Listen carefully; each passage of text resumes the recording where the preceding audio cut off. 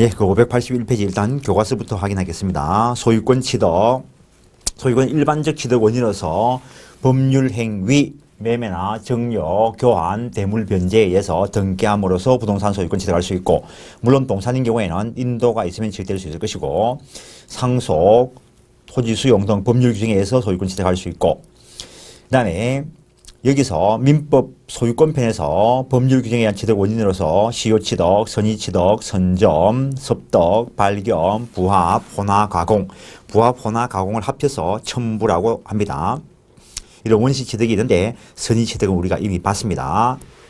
시효취득, 권리 행사하고 있는 것과 같은 외관이 일정한 기간 동안 계속된 경우에 그때 권리 행사하고 있는 그 행사하는 것과 같은 외관을 갖춘 그 사람이 실제 권리자가 아니라 하더라도 권리 취득의 효과를 인정하는 것을 말하는데 존재 이유, 영속한 사실 상태의 존중 등과 관계가 있습니다. 입증 곤란을 구제하기 위한 거.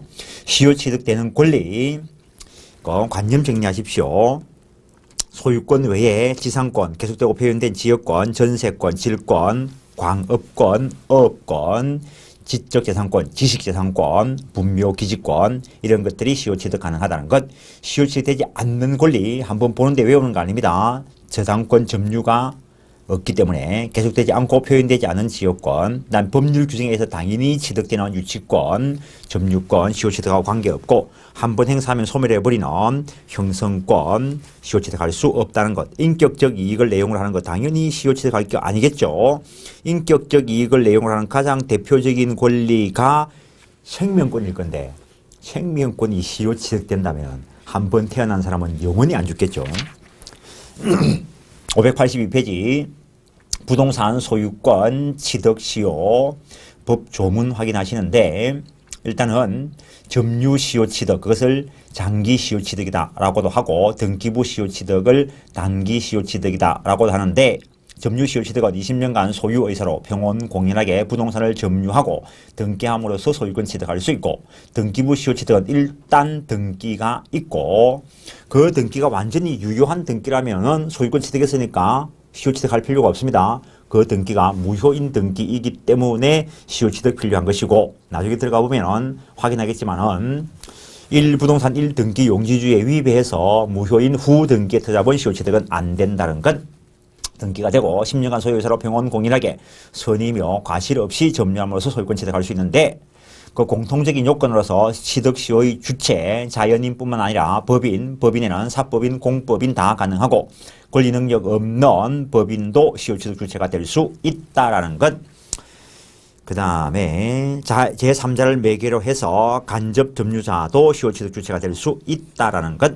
시효취득의 객체, 부동산, 자기 부동산에 대해서 시효취득할 수 있는가에 대해서 논의가 있는데 실제 자기 소유물이지만은 권리 증명을 못할 수가 있습니다.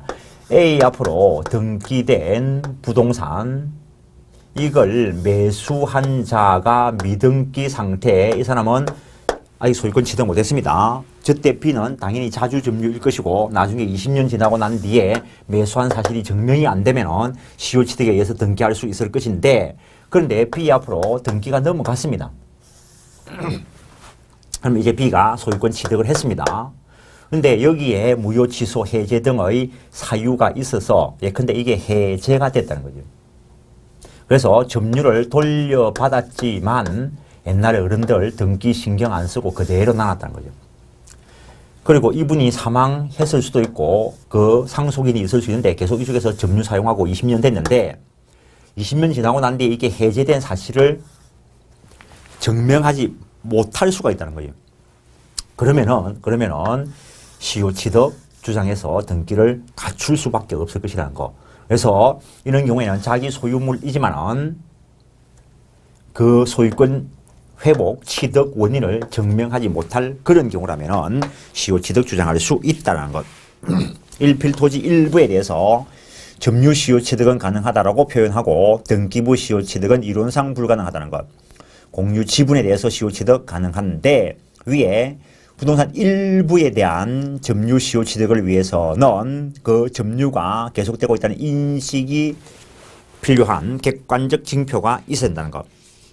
국유재산 법 개정에 의해서 행정재산 외에는 시효취득 가능하도록 됐는데 종래 판례가 확인한 거 국유 잡종재산 시효취득 대상이 될 수 있다는 것. 근데 그게 시험에 나왔습니다. 잡종재산일 때 시효 완성 후 등기하기 전에 행정재산으로 바뀌어버렸다면 시효취득 못한다는 것.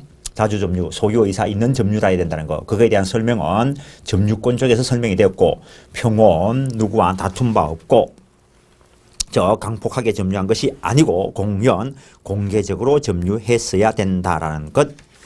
내용은 꼭 읽어보십시오. 584페이지 시효기간의 기산점. 기본적으로 앞에 나와 있는 게 이겁니다. 등기 명의자가 변경되지 않고 있다면, 등기 명의자가 변경되지 않고 있다면 100년을 점유했다 하더라도 언제라도 20년만 증명되면 시효취득이 가능하다는 것.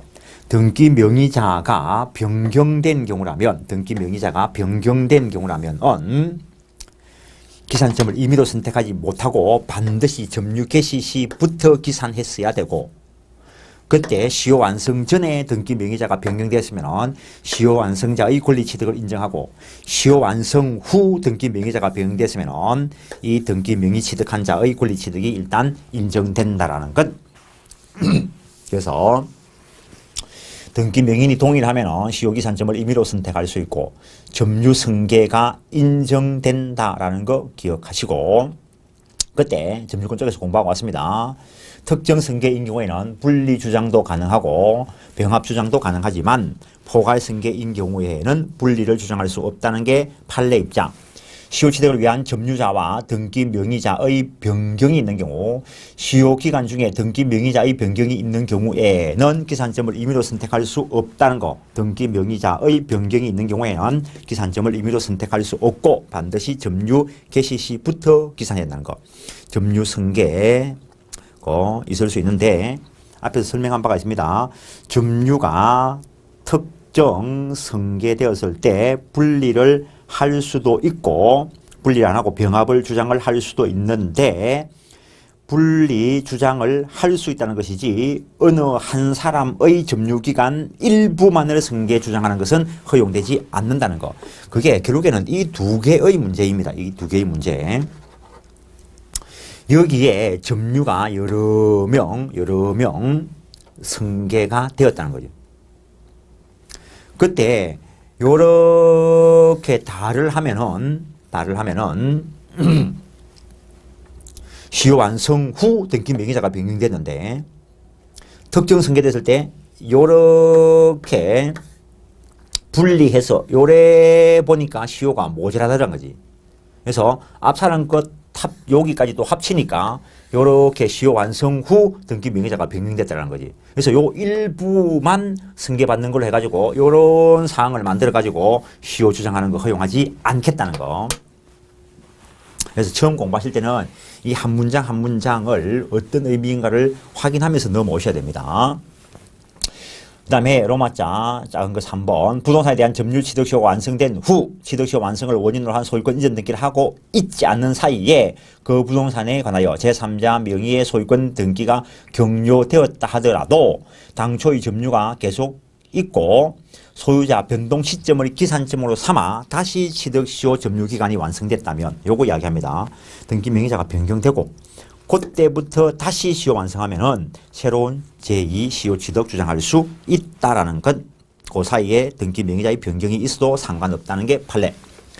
그 다음에 점유 취득 시효의 특유한 내용, 20년간 점유가 계속되어야 된다라는 것. 간접 점유여도 무방하다는 것. 간접 점유여도 무방하다는 것. 그 다음에 양시점의 점유자가 다른 경우에도 점유 승계가 입증되면 점유의 계속 추정한다는 것.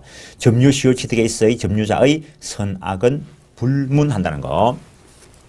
그 다음에 점유 취득 시효 완성에 있어서의 등기가 있어야 시효 취득의 효력이 발생한다는 것. 이때의 등기는 권리 취득 요건이라는 것. 권리 존속 요건은 아니라는 것.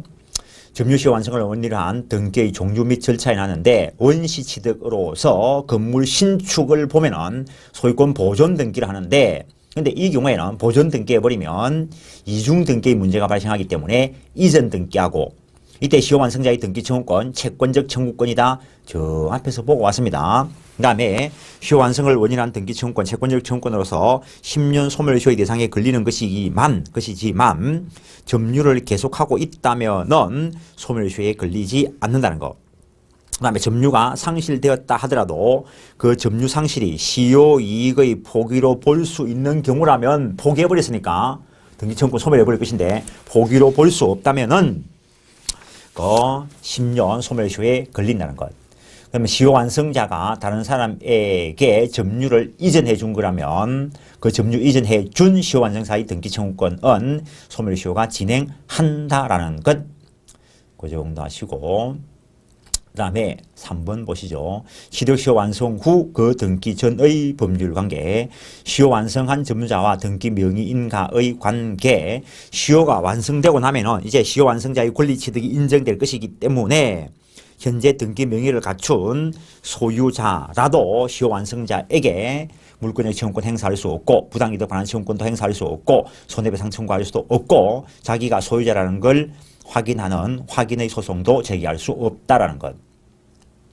뭐 제기할 수 있겠지만은 결국에는 제기하면 각하받을 거고 소유자가 취득시효 완성되기 전에 제3자에게 부동산을 양도한 경우 즉 시효 기간 완성되기 전에 소유자가 바뀌었다 하더라도 그것만 가지고는 시효 취득 기간 진행이 중단되지 않는다는 것.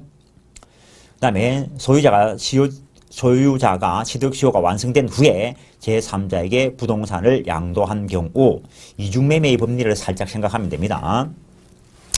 그때 취득시효 완성자의 등기 청구권은 채권적 청구권으로서 소유자가 제3자에게 이전 등기를 격려해 줘버렸다면 제3자 원칙적으로 선악을 불문하고 권리를 취득하고 그 제3자에게 시효 취득 주장할 수 없다라는 것. 적극 가담했다면 이중매매에서 공부한 것처럼 것과 마찬가지로 무효가 될 수 있고 그 다음에 예외 다만 원래의 소유자와 제3자 간의 거래행위가 유효한 것이었다 하더라도 그때부터 새로운 기산점으로 삼아서 시효기간이 완성되면 시효 취득 주장할 수 있다. 앞에서도 본 것이고 제3자에게 팔아치웠을 때 제3자가 권리를 취득해 갔을 때 나번부터 보시죠. 소유자가 취득시효 완성 사실을 알았거나 알 수 있으면서 처분행위를 했다면 불법행위가 되고 그로 인해서 불법행위로 인한 손해배상 청구할 수 있다는 것. 즉 소유권 취득 사실을 주장함으로써 상대방이 알았어야 될 것이고 갑은 그냥 채무불이행 책임 아니다 했는데 이 판례 때문에 목차를 그렇게 달았지만 이 판례가 말하고 있는 것은 세 문제줄에 소유자가 시효 완성 사실을 모르고 했을 때는 채무불이행 책임 물을 수 없다라고 했습니다. 판례는 이렇게만 나와 있는데 학자들이 이걸 해석할 때 그럼 알고 했으면 채무불이행 책임이 될 수 있다라고 해석합니다. 그 다음에 대상 청구권 저 앞에서 몇 번 하고 왔습니다. 대상 청구권 채권이 소멸됨으로 인해서 발생한 다른 거에 대한 권리 주장할 수 있는 것을 말한다는 것. 그래서 시효 완성자가 시효 완성했는데 그 시효 완성으로 인한 이전 등기 청구권을 취득하고 있는데 그 대상 토지가 수용되어 버림으로써 또 이행불능되어 버림으로써 이익을 취득한 것이 있다면 대상 청구권 행사에서 받아올 수 있다는 것. 물론 시효 완성으로 인한 그 시효 완성자의 시효 취득 권리 주장한 바가 있었어야 된다는 것. 그 다음에 종전 소유자가 어떤 연유에 의해서라도 등기를 회복했다면 그 회복한 그 종전 소유자에 대해서 시효 취득 주장할 수 있다라는 것. 그 다음에 시효 취득 완성자로부터 점유를 승계한 자. 이것도 저 앞에서 하고 왔습니다. A 앞으로 등기되고 있는 요걸 B가 시효 완성을 했는데 등기하기 전에 요 점유가 승계되었을 때 전체적으로 시효가 완성되었을 때 현재 판례가 있는 거는 종전 시효 완성자를 대위해서 A에게 B에게로 이전 등기를 청구하고 그리고 자기 앞으로 이전 등기 청구할 수 있다. 판례만 기억하십시오. 이론상은 다른 쪽으로 또 전개될 수 있는데 그 이론은 이야기 안 하겠습니다. 판례가 없으니까. 그다음에 등기부 시효취득의 경우에는 소유자 아닌 자가 소유자로 등기되었어야 된다는 거 있어야 된다는 거. 일단 이 등기는 무효인 등기라는 거. 아까도 말했지만 이 등기가 완전히 유효한 등기라면 시효취득할 필요가 없습니다. 자기 거니까. 그래서 무효인 등기일 것인데 단일 부동산 1등기 용지주의 위배해서 무효인 시효취득은 무효인 후등기에 터잡은 시효취득은 안 된다는 거. 만약에 후등기에 터잡아서도 시효취득 된다 이러면은 동네 천지 다 일단 내 앞으로 등기해 놓는 거지 뭐. 그래서 후등기에 터잡은 시효취득은 안 된다는 거. 지적법상 분필 절차 없이 등기된 것도 이런 등기는 존재하지 않는 것과 마찬가지이기 때문에 시효취득 안 된다는 거. 공유자로 등기된 경우 공유 지분 시효취득할 수 있다는 것과 관련되어서 시효취득으로 연결될 수 있는 경우가 나타날 수 있다. 그렇게 기억하시고 명의신탁 등기 한번 읽어보시고 저 앞에서 한 것 중에서 명의수탁자의 점유는 타주 점유이기 때문에 명의수탁자는 시효취득은 못한다는 것. 선의 무과실이 되는데 선의는 추정되고 무과실은 추정되지 않기 때문에 등기부 시효취득 주장하는 자가 자기의 과실 없음을 입증해야 된다라는 것. 이때 마지막 줄 선의 무과실은 개시 시에만 있으면 되고 그 다음에 등기에 관한 것이 아니고 점유 취득에 관한 것. 점유의 승계가 인정되듯이 등기의 승계도 인정한다는 것. 했던 시효취득에 의한 소유권 취득은 원시취득이라는 게 다술과 판례. 그 다음에 점유 개시 시로 소급한다는 거. 넘기시면 전주에 대한 권리에 대한 제한 즉 저당권이나 지상권 등 제한 물권의 소멸 여부, 시효 완성자는 등기를 갖춘 경우 점유 개시 시에 소급하여 권리를 원시 취득하므로 전 권리자에 대한 제한은 소멸한다. 단 취득 시효의 기초가 된 권리가 이미 타인의 제한을 인용한 경우, 즉 지역권의 존재를 알고 시효 취득한 때는 그 지역권 존속한다. 이건 지역권 쪽에 가서 조문을 확인할 겁니다. 판례는 시효 취득의 소급표는 시효 완성 후 등기 전 그 새로운 이해관계인에게는 주장할 수 없다라는 건 그와 관련돼서 그 밑에 있는 판례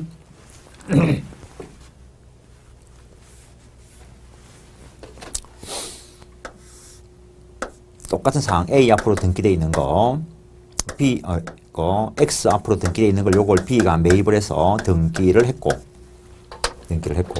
근데 경계가 여기까지 있어가지고 B가 요걸 자기가 매입한 땅인 줄 알고 등기는 없고 당연히 소유의사로 그리고 평온 그리고 공연하게 20년 점유를 했다는 겁니다.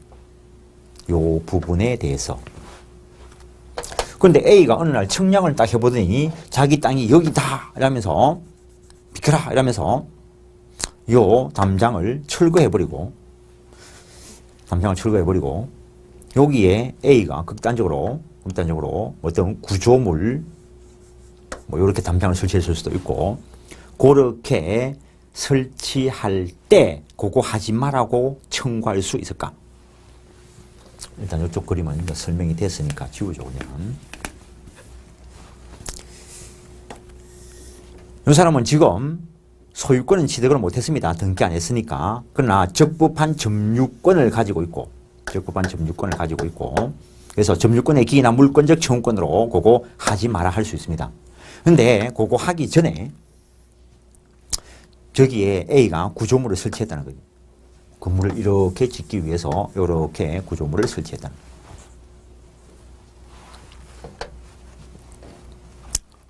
그때 1년이 지나고 나서 그냥 요 시점에서 B가 시효취득 주장해서 등기를 했다는 거예요. 그럼 소급해서 B의 소유권 취득이 인정되는데 그때 가서 이 소유권에 의해서 요거 철거 청구할 수 있는가? 못한다는 거. 요때 B가 행사하는 그 철거 청구권은 소유권에 의한 철거 청구권이 아니고 왜냐하면 시효 완성 후 등기 전에 법률상 사실상 처분이 있을 때에는 거기에 대해서 이 소유권 가지고는 대항하지 못한다는 것. 따라서 이때 철거 청구권을 행사하더라도 그런 점유권에 기인한 철거 청구권이고 그것은 건축에 착수한 후 1년이 되어버리거나 완성된 때는 철거 청구하지 못한다라고 되어 있다는 것. 그래서 만약에 A가 여기에 건물을 지어버렸다면 원래는 원래는 A 땅의 A 건물이었는데 요 부분 토지 소유권은 소급적으로 B에게 취득된 것은 맞지만 요 변형물 처분된 사실상 처분에 대해서는 철거 청구를 하지 못하니까 어떤 교수님이 설명하시기를 소유자가 같다가 달라진 측면이 있으니까 일종의 관습법상 법정이상권 유사하다 이렇게 표현하신 분이 있습니다. 일단 요 경우에는 이 건물 철거 청구 못한다는 거, 그 판례를 쭉 설명하고 있습니다. 취득 시효 중단과 정지 사유가 있기는 하다. 이거는 시효 취득 쪽에서 소멸시효 중단 규정을 준용한다라고 한 것 때문에 그러는데 소멸시효가 세부적인 내용은 시험 범위에 안 들어가니까 그 정도 하시고 취득시효 이익 포기할 수 있습니다. 소유권도 포기할 수 있는데 그 이익 당연히 포기할 수 있을 것이고 취득시효에 대한 등기가 원인 없이 이전되거나 말소된 경우 설명한 자리가 있고 이미 시험에 나왔습니다. 그래서 이 경우에 시효 취득으로 인한 등기가 되었다는 거죠. 등기가. 그러면 이 사람은 소유권을 소급적으로 완벽하게 취득을 했습니다. 그런데 A가 위조해가지고 말소시키든지 또는 누구가 위조해가지고 등기를 갖추고 갔다는 거예요. 위조해서 가져간 이 사람 소유권 취득 못한다는 거. 위조해서 말소시키더라도 A에게 소유권이 회복되는 것이 아니라는 거. 그래서 시효 취득에 있어의 등기는 권리 취득 요건인 것이지 효력을 유지시키기 위한 요건은 아니고 저게 불법 말소되었다 하더라도 소유자는 여전히 B이고 소유권에 기한 방해 배제 청구의 일종으로서 말소 청구, 진정 명의 회복 이전 등기 청구할 수 있다라는 것. 그 정도 하시고 동산 소유자의 시효 취득 법조문 서술해 놓은 것이고 무주물 선점 설명한 자리 있습니다. 무주물 선점 산에 가서 산토끼 잡으면 일단 내 거 된다라고 이야기했습니다. 무주의 동산은 먼저 점유한 자가 소유권 취득한다라는 것. 그때 소유의사 있어야 되기 때문에 혼합사실행이다라고 이야기하고 무주물이어야 된다. 현재 소유자 없는 물건이어야 한다라는 것. 넘기시면 동산만이 무주물 선점에 의한 사적 소유의 대상이 되는 것이고 무주부동산은 국유로 한다라고 되어 있습니다. 그래서 어느 날 바닷가에 딱 갔는데 섬이 딱 떠올라 있어. 동네방네 애고새고 다니고 하지 말고 경작이나 열심히 하시라고. 경작이나. 무주부동산 시효 취득은 가능하지. 20년간 점유하고 시효 취득 주장해서 등기를 갖추는 것이죠. 무주부동산 요거는 일단 국유로 한다. 그러면 경작해가지고 시효 취득해서 소유권 가져갈 수는 있을지라도 무주물 선점의 법리에서는 소유권 가질 수 없다는 것. 그 다음에 학술 등 자료, 문화재급은 국유로 한다. 그때는 적당한 보상을 청구할 수 있다라는 것. 다음 2번, 3번 읽어보시고 3번은 저 앞에 소유권 서론 부분에 있었던 내용입니다. 그 다음에 유실물 습득. 유실물은 법리상 동산일 수밖에 없습니다. 그냥 이것도 그냥 그대로 조문 보시죠.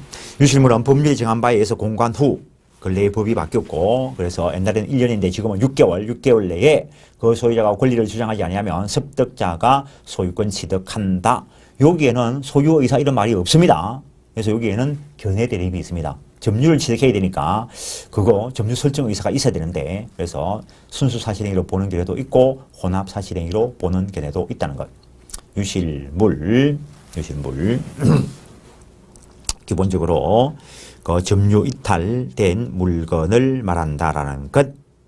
도망 나온 사육하는 야생동물은 무주물이라는 거. 그래서 야생동물을 개인이 사육하면은 사적 소유의 대상이 되는데 그게 울타리 넘어오면은 무주물이 된다는 거.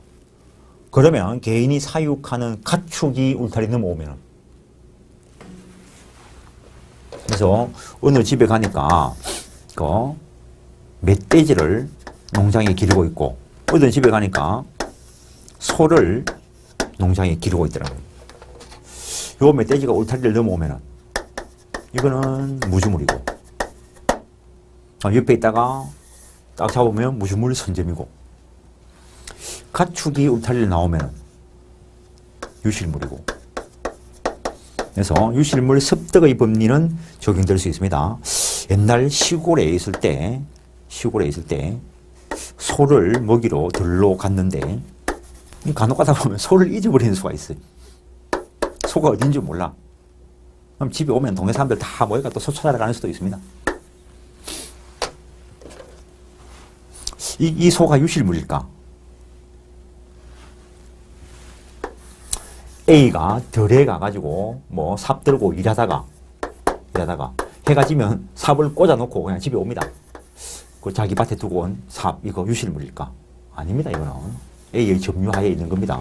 근데 이 소가 때가 되면 저녁에 집을 찾아와. 그러면 이 소는 유실물일까? 아니면 여전히 점유가 A한테 있었던 것일까? 뭘까? 한번 생각해 보시라고. 생각해 보십시오 하는 이유가 누가 이런 거 가지고 소송을 들어간 적이 없으니까 답이 뭔지를 모른다는 거지. 정 의심나시면은 이런 상황을 만들어가지고 소송을 한번 들어가가지고 판결을 받아가지고 말씀을 하시라고. 다시 이야기하면은 자기 머릿속에 이상한 사건이 떠오르면은 이게 뭘까 고민을 하는 건 좋은데 결론을 내리지 마시라고. 소송 들어가가지고 판결 나온 거 보면 답이 정해져 있어가지고 그럼 또 그게 정답이냐? 정답이다라고 해야지. 우리가 찾는 정답은 법이 말하는 답, 판례가 말하는 답을 보는 것이지 진리 탐구가 아니라는 거. 지고지순한 진리 탐구하는 거 아닙니다. 그거는 종교나 뭐 저철하게 살 거고 우리는 법 하는 사람입니다.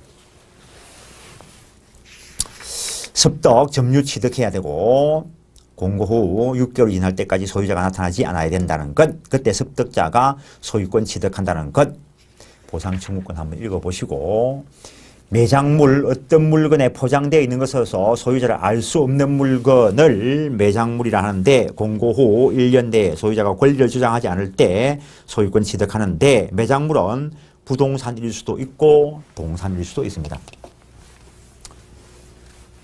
일반적으로는 매장물이 동산이겠죠. 뭐 옛날에 이런 것도 뉴스에 한번 나왔는데 A라는 사람이 운영하는 중고 서점에 가서 B가 책을 한 권 샀는데 뒤에 책 표지에 두툼한 게 있어가지고 한번 뜯어보니까 거기에 고종 대왕 사진이 나왔다는 거지.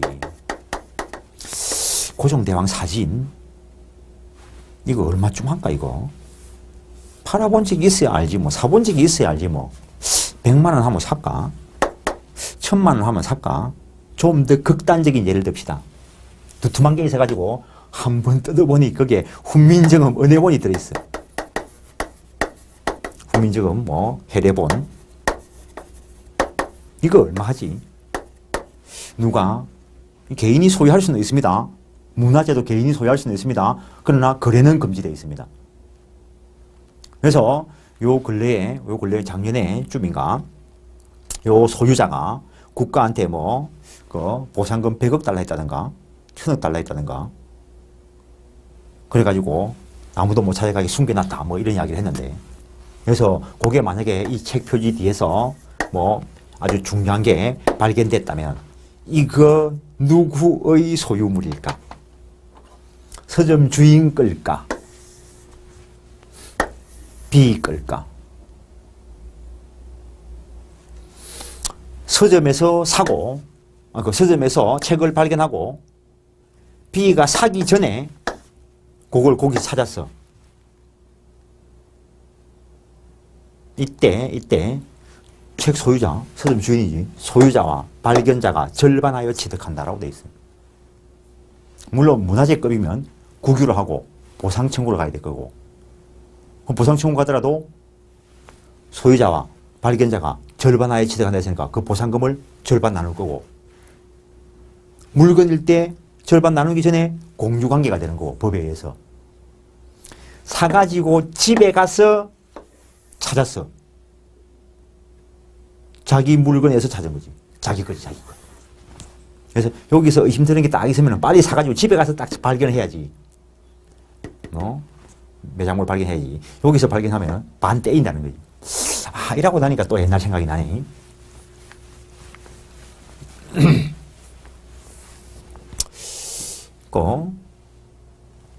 옛날에 경주 쪽이 개발될 때, 요거는 학원 수업하다가 어느 학원 근처에서 점심 먹다가 옆에 일하시는 아이씨분들한테 그 자기들끼리 밥 먹으면서 이야기하는 걸 들었는데, 그 일하시는 분들이 경주에 가가지고 막 삽질하면은 이상한 쇠조각이 많이 나왔대, 쇠조각이.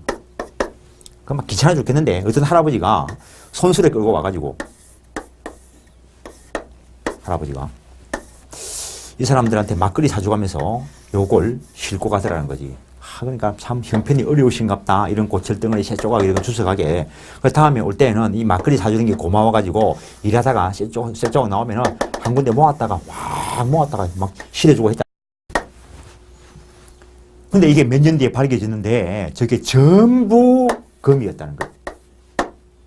신라 지금부터 1000년도 더 전에 땅속에 파묻혀 있던 금이었기 때문에 사람이 이게 금인지 굴인지 쇠인지 몰라 이거. 근데 이 할아버지는 알았다는 거죠. 와, 지금도 그걸 하는 게 나을지 모르겠어요. 괜히 수업한다고 일하면 경주 가가지고 그냥 곡괭이 들고 땅이나 팔까. 아유, 그게 나을지도 모르겠다. 아. 그럼 이건 누구 거냐는 거지. 이게 무주물일까? 매장물일까? 이거는 무주물일 가능성이 많겠지. 그러면 선점자가 할 건데 이 소유의사가 없었잖아. 이 사람은 소유의사가 있었어요. 근데 이게 다 문화재급일 거라고 이게. 그러면 국유를 하고 보상 청구를 해야 되는데 이 할아버지가 다 가져가가지고 그대로 가지고 있으면 내나 국유라 저거는 집에 가 다 녹여가지고 아닌 채 해야지. 또 이라니까 또 옛날에 또 들은 이야기가 생각나네. 아, 계속 이러면 안 되는데. 옛날에 어느 군대에 훈련을 나가가지고 군인 아이씨 하나가 시커먼 뭐 조각을 하나 주셨대. 그래가지고 이상해가지고 그 동네 할아버지한테 가 이거 뭡니까? 물어보니까 이 할아버지가 금불상이다 이라는 거야. 금불상. 누구 거?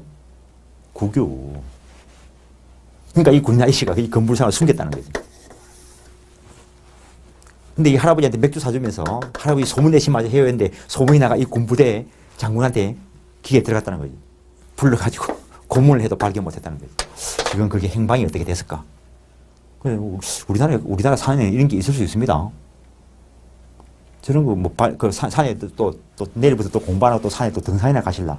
등산 가지고 발부리에 걸리는 게 있으면 캐가지고 조심해서 감정해 보시라고. 하여튼 매장물 대부분 동산이겠지만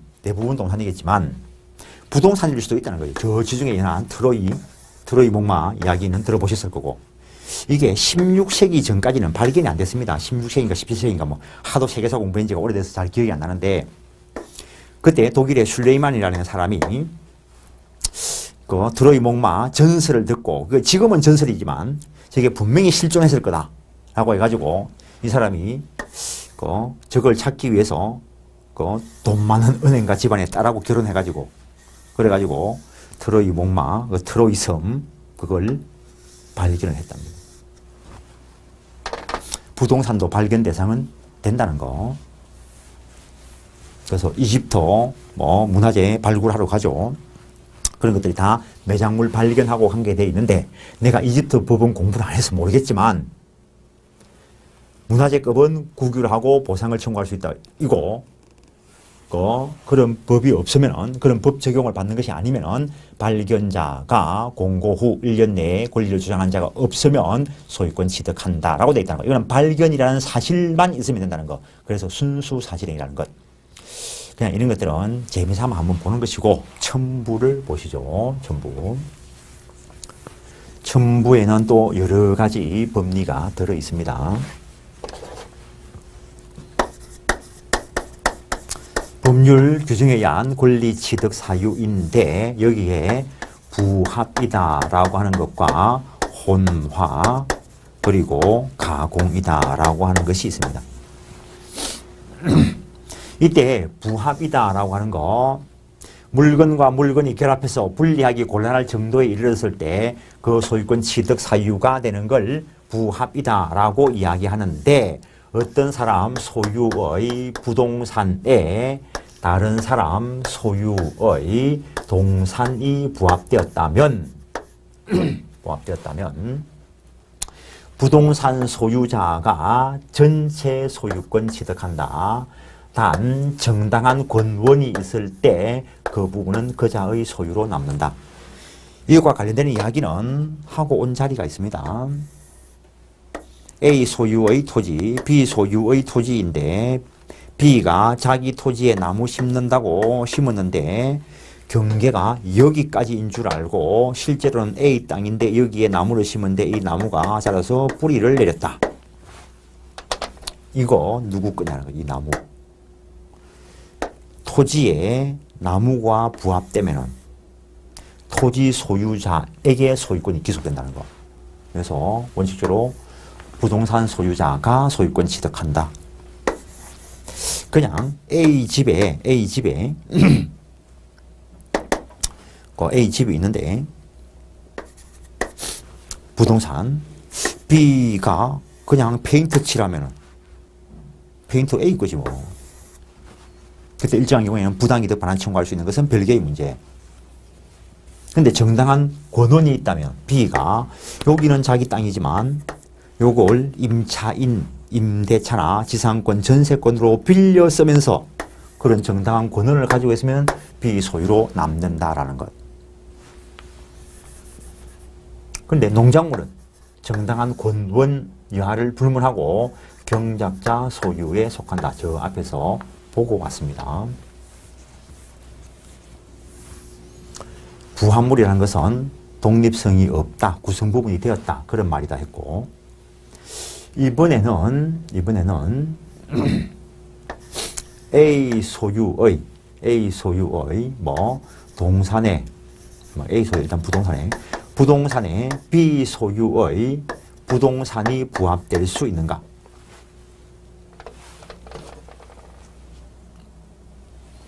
요걸 세부적으로 풀어보면은 A 소유의 토지와 B 소유의 토지가 부합될 수 있을까?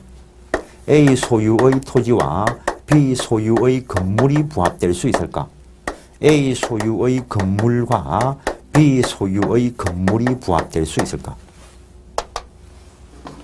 먼저 A 소유의 토지와 B 소유의 토지가 부합될 수 있습니까? 없습니까? 내가 물었을 때 본인들이 틀릴 수 있겠지만 내가 이야기를 했을 때 모르는 사람이 한 명이라도 있으면 내가 성을 가라. 본인들이 다 알고 있다는 거지. 다 알고 있는데 물었는데 왜 답을 못해? 토지와 토지끼리 부합될 수 있습니까? 없습니까? 절대로 될 수 없어, 이거는. 토지와 토지끼리의 부합이 허용되면 지구 땅덩어리 전부 다 1인 소유라, 이게. 이 지표면은 뗄래야 뗄 수 없이 만큼 붙어 있어. 그런데 사람들이 필요에 따라서 인위적으로 나누어 놨다는 거지. 토지끼리는 부합될 일이 없다라는 거. 토지와 흙은 부합될까? A 소유의 땅, B 소유의 땅. 다음날 비가 와가지고 요거만큼의 흙이 요렇게 흘러내려가서 요렇게 돼 있어. 이 흙 누구 거? A는 다음날 저걸 떠올릴 수 있을까? 떠올릴 수 없어. 부합돼서 비소유물로 됐어요.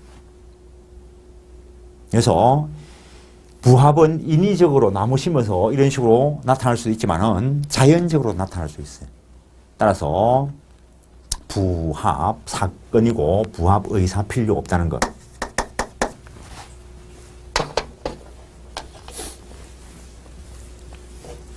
토지와 건물이 부합될 수 있을까? 이것도 똑같이 본인들이 다 알고 있어. 근데 내가 물었을 때 또 고개 까뜩거리고 할 거라고.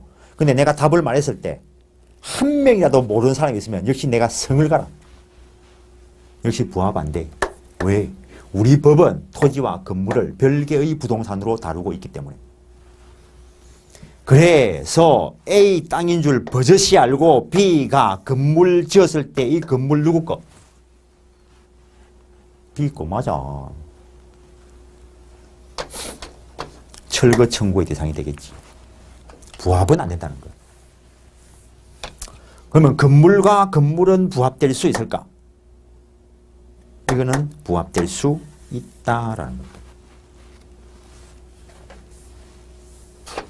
그러면 A 소유 1층 건물 여 위에 A가 해외여행 가고 없는 사이에 B가 여 위에 그냥 2층 건물 지으면 이건 누구 걸까? 누구 걸까? B 소유가 될 수도 있습니다. 여기에는 정확하게 법이 없어. 판례도 없어. 왜? 이렇게 해가 소송 들어간 적은 없을 거니까. 근데 법리상 이렇게 돼야 되더라고. 근데 그래 해봐야 뭐해? 철거 청구의 대상이 될 건데. 타인 소유의 건물에 정개축을 했을 때 이 정개축된 부분이 독립성이 있을 수도 있고 독립성이 없을 수도 있습니다.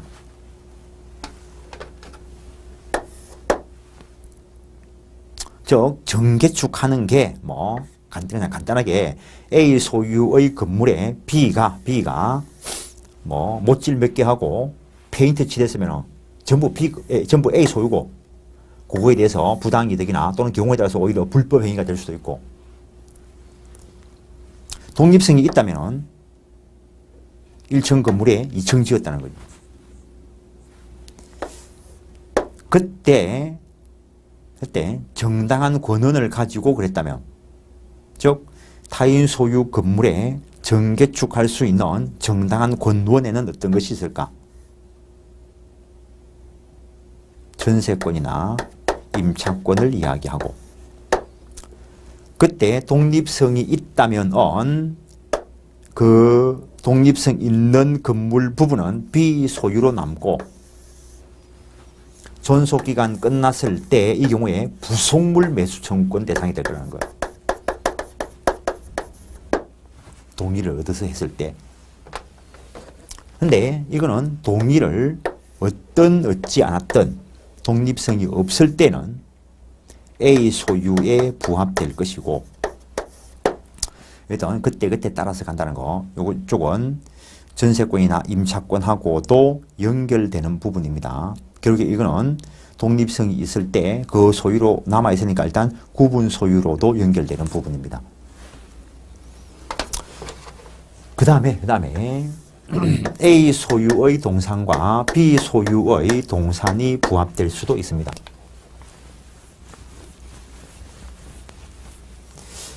A라는 사람이 유치하게 예를 들어야지. 유치하게 들어야 유치하게 기억이 남지.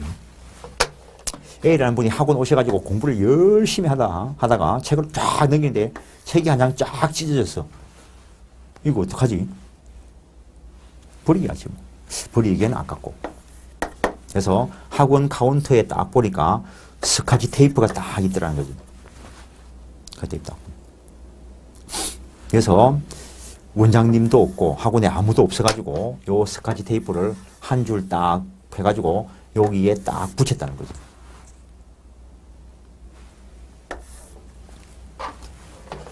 그러면은 여기 B 소유의 스카치 테이프 책에 딱 붙였는데 여기 붙어있는 이 스카치 테이프 누구 걸까? 일단은 A 소유.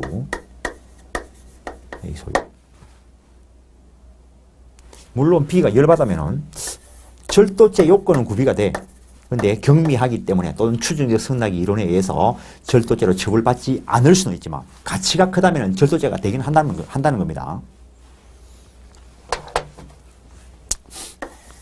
그때 무조건 가져갔으니까 원인 없이 가져갔으니까 부당이득 반환 청구나 또는 고의가 실로 가져갔으니까 불법행위로 인한 손해배상 청구로 연결될 수는 있습니다. 이런 거 행사하면 이 학원 망하겠지요. 그건 별개의 문제이고. 그래서 주종을 구별할 수 있으면 주된 물건 소유자가 전체 물건 소유권 취득한다. 주종을 구별할 수 없다면은 가액 비율로 공유한다는 것. 그거는 저쪽을 가지고 예를 들죠. 동산과 동산의 부합의 법리는 동산과 동산의 혼화의 법리에 준용되게 되는데 여기에 고체가 섞이면은 혼합이라 할 것이고 유동물이 섞이면은 융화라 할 것인데 이렇게 용어를 따서 혼화라고 이름을 붙였고 그래서 A 집의 아들 A, B 집의 아들 B, 그냥 구슬 10개 들고 나오고 요거 20개 들고 나와가지고 섞어놓고 총 30개 가지고 놀았다는 거예요.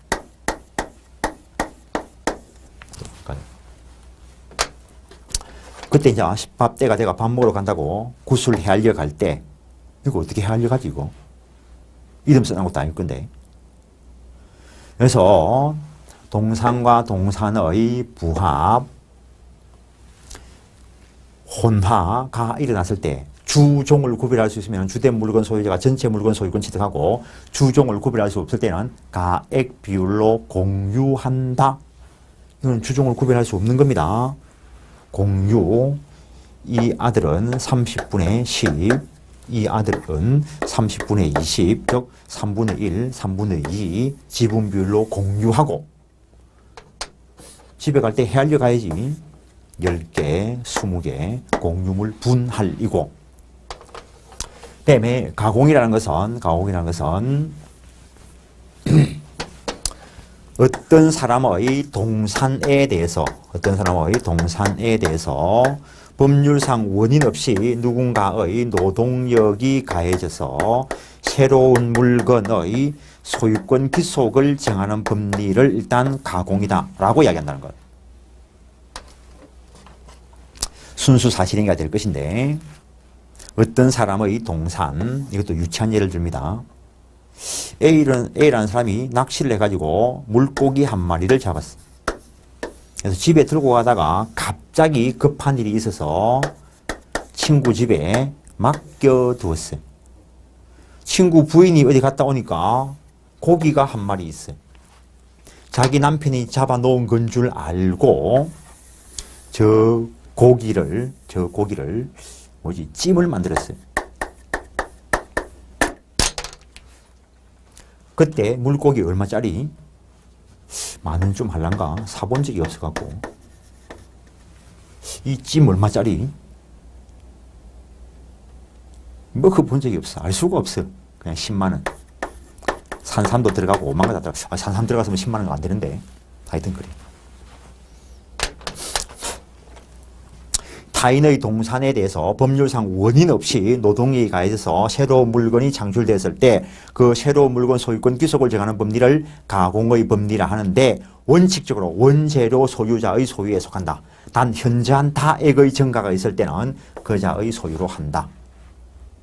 소유권이 누구에게 있는가만 이야기한 거고, 법률상 원인 없이 타인의 물고기를 가져왔으니까 부당이득의 문제가 되는 거고, 물론 이 경우에 남편 친구가 맡겨놓은 걸 알고 그랬다면 불법행위로 인한 손해배상 청구로 갈 수도 있을 거고. 근데 만약에 이걸 회를 떴으면 얼마를 할까? 회를 떴으면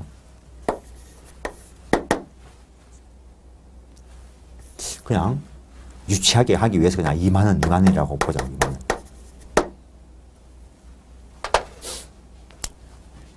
그래서 원칙적으로 원재료 소유자에 속한다 했으니까 이 정도라면은 원재료 소유로 남을 거다는 거. 그래서 소유권 귀속을 정하고 나머지 문제는 부당이득의 문제로 처리하라는 거지. 그럼 원래 10,000원짜리가 20,000원이 됐으니까 일단 소유권은 A한테 있고, 그러면 B는 10,000원 부당이득 반환 청구하고 이렇게 갈 거라는 거. 첨부 물건과 물건이 결합하거나 물건과 노동력이 결합해서 새로운 물건, 결합했을 때 그 소유권 귀속을 정하는 법리를 말하는데, 이때 원상 회복을 시켜버리면 오히려 사회 경제적으로 불합리한 점 또는 손실이 발생하기 때문에 그걸 방지하고 소유권 귀속을 정하고 나머지는 부당이득 등으로 처리하기 위해서 둔 법리라는 것. 부합. 물건과 물건이 결합하여 하나의 물건이 되었을 때 그 소유권 귀속을 정하는 법리를 말하는데, 부동산의 부합의 요건, 부합물, 구성 부분이 된 걸 부합물이라 한다. 저 앞에서 보고 왔습니다. 독립성이 없어야 된다는 거. 부합의 정도, 쉽게 분리할 수 없을 정도, 그리고 분리하면 경제적 가치가 감소될 것. 부합의 원인, 자연적이든 인위적이든 불문한다. 그런 이야기가 됐고, 가치 정대 의사 이런 것도 필요 없다는 거. 부합의 효과, 부동산 소유자가 전세 소유권 취득한다. 단 정당한 권원에 의해서 부합된 경우에는 그자의 소유로 남는다라는 것. 타인 소유의 건물을 정개축한 경우 건물과 건물의 문제인데 정당한 권원에 의해서 부속된 경우에 즉 독립성이 있을 때 부속물이라 하고 정당한 권원, 임차권, 전세권일 것인데 이거는 부속물 매수 청구의 문제가 될 것이고 동의 없이 부속물 설치했다더라도 그자의 소유가 되겠지만 그때는 매수 청구의 문제가 아니고 철거 청구의 문제로 갈 것이고 그 다음에 부속된 물건의 독립성이 없다면 부동산 즉 원건물 소유자에게 부합되고 그때 정당한 권원이 있었다면 비용 상환 청구의 문제로 해결될 것이다라는 것. 그 다음에 타인 소유의 토지에 수목을 식지한 경우 부동산에 동산이 부합되었을 때는 부동산 소유자에게 소유권이 귀속될 것이라는 것. 그러나 정당한 권원에 의한 경우에는 그자의 소유로 남을 것이고 그때 그 정당한 권원이 지상권이나 전세권이라면 지상물 매수 청구권으로 연결될 수 있고 농작물을 재배했을 때는 정당한 권은 여하를 불문하고 수확기에 이른 때는 경작자 소유에 속한다는 것. 토지 소유자가 주유소를 운영하기 위해서 지하에 매설된 유류저장 탱크는 토지의 부합물이라는 판례가 있고 임차인이 매설한 유류저장 탱크라면 토지의 부합물이 아니라는 판례도 있고 동산 간의 부합 598페이지 동산과 동산이 부합해서 분리하기 곤란할 정도에 이르렀을 때 그 소유권 귀속을 정한 것을 말하는데 주된 물건 소유자가 전체 물건 소유권 취득한다는 거 주종을 구별할 수 없을 때는 부합 당시 가액 비율로 공유한다는 것 법률 규정에 의한 공유가 될 것이고 호나 물건과 물건이 섞여서 식별하기 곤란할 경우에 그 소유권 귀속을 정하는 법리를 말한다라는 것 동산 간의 부합의 법리가 준용된다는 것 가공 타인의 동산에 법률상 원인 없이 노동력이 가해져서 새로운 물건이 창출되었을 때 그 소유권 귀속을 정하는 법리를 말하는데 얘도 드러났고 요건 한번 보시고 가공의 효과 원칙적으로 원재료 소유자의 소유에 속한다. 그러나 가공으로 해서 현저한 다액의 증가가 있을 때는 가공자 소유로 한다라고 해놨습니다. 저 앞에서 한번 말씀드린 적이 있는데 그래서 법은 가공의 법리를 동산에 대해서 규정을 하고 있는데 국유 임야에 잘 있는 암석, 국유입니다. 부동산이고 여기에 길 가던 아이씨가 석굴을 만들었다는 거예요. 석을. 그때 독립된 소유권을 인정한 바가 있다 했습니다. 이걸 두고 학자들이 읽어낼 때 판례가 부동산에 대해서 가공의 법리를 유추 적용했다라고 읽어냅니다. 그 다음에 첨부의 효과, 첨부의 요건은 강행 규정이고 따라서 복구 청구를 허용하지 않습니다. 새로운 소유자 결정은 임의 규정이고 합의로 소유자를 달리 정할 수 있습니다. 제3자 보호 규정 강행 규정이고 제3자의 권리를 해하지 못한다라는 것. 이번 시간에 여기까지 하고 공유까지 끝내보려 했는데 잠깐 쉬었다가 공동 소유까지 확인하겠습니다. 잠깐 쉬겠습니다.